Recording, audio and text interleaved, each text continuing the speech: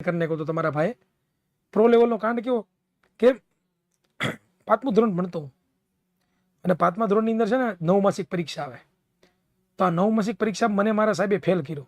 Teacher હતા, madam તો સાહેબ નહોતા, ટીચર મને ફેલ કર્યો.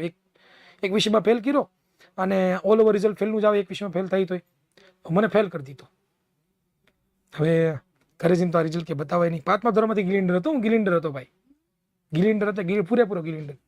પણ ગિલિન્ડર એટલો બધો ગિલિન્ડર નહીં બુદ્ધિ હોય એમ, બુદ્ધિ વગરનો ગિલિન્ડર હતો. એટલે કેવું થયું દીકરાઓ, કે મેં શું કર્યું ખબર, એવું લખ્યું ખબર કે ભાઈ નંબર, ક્રમાંક આવું કંઈક લખવું હોય, ક્રમાંક અથવા તો કંઈક નંબર લખવું હોય કે એટલામાં નંબર આવ્યો એમ. તેમાં ઓબ્વિયસ છે ફેર હોય તો આડો લીટો તો કરી નાખે, આડો લીટો કરી નાખે.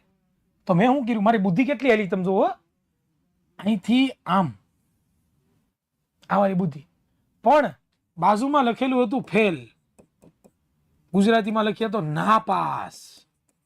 આવી તો ગુજરાતીમાં લખ્યું, ગુજરાતી મીડિયમમાં ભણતા ગુજરાતી રિઝલ્ટ હોય તો આવી લખ્યું નાપાસ, આમ નાપાસ હો, નાપાસ લખ્યું ટીચરે. ના અમારું વ્હાઇટનર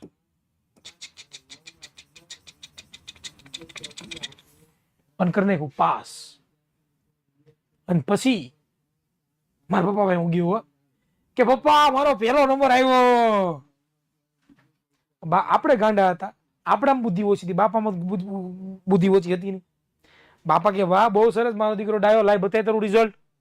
અને પછી મેં રિઝલ્ટ મારા પપ્પાને બતાવ્યું, નીચે પહેલો નંબર લખ્યો, પછી ઉપર કેટલા માર્ક, તો કે ગુજરાતીમાં તો કે તે અમારી વખતે કેટલા માર્ક ને કે 30 માર્કની 30 કે 40 માર્કની કે પરીક્ષા આવતી. 40માંથી તો કે 10, વેરી ગુડ, બહુ સરસ. ગણિતમાં 40માંથી તો કે 0 3, આમાં ફેલ છે તો ભાઈ બરોબર. પછી કંઈક પર્યાવરણ એવું કંઈક આવતું મારું, તમારે કેમ આસપાસ આવે એમ અમારે પર્યાવરણ આવતું પાંચમા ધોરણમાં.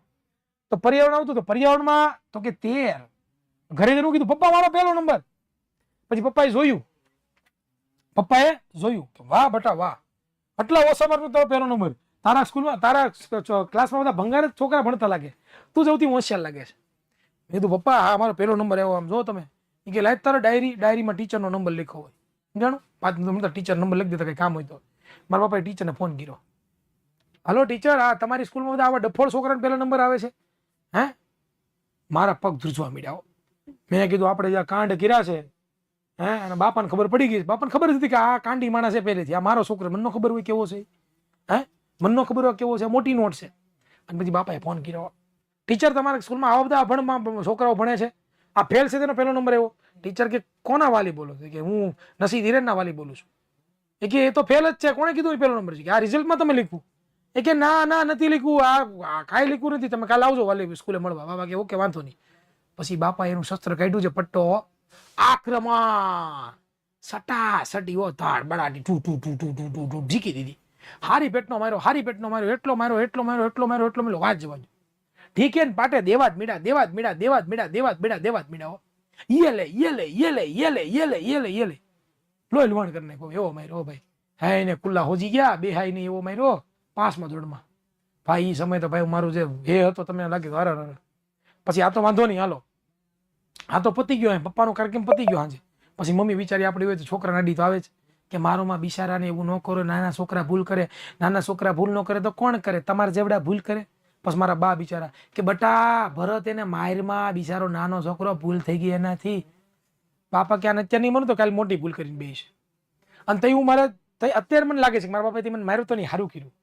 આજે ખોટી ભૂલો નથી કરતા, બાકી ત્યારે ખોટી કેટલી ભૂલો કરી નાખી હોય બરોબર. અને પછી બાપાએ તો પ્રસાદી આપી દીધી. સ્કૂલે છે ને, સ્કૂલે એવા ચડ્ડા પઠ્ઠા જેવા મેડમ એમ, હા રસીલા મેમ એનું નામ. અને રસીલા મેમે જે ઢીકવા વાળી કીધી, ઢીકા માર્યા અને એ પઠ્ઠા જેવા મેડમ એક ઢીકો માર્યો ને કે આ તો બેવડા વળી જાવ તમે. મારા બાપા કે મારો જ યાર, અને લબર બુશિયાર મારો, એવો માર્યો ઢીબી નાખ્યો. મેં ટીચર છે એનો, ટીચર મને મારો ઓલરેડી માર્યો છે, ટીચર મને વારો બોલ થઈ ગયા. પછી રોવું તો પડે, ભેગું જ કરવું પડે ગમે એમ કરીને, તમે નો રો વધારે મારે. એટલે ફટાફટ પછી રોયો અને પછી ભાઈ માંડ સોર્ટ આઉટ થયું.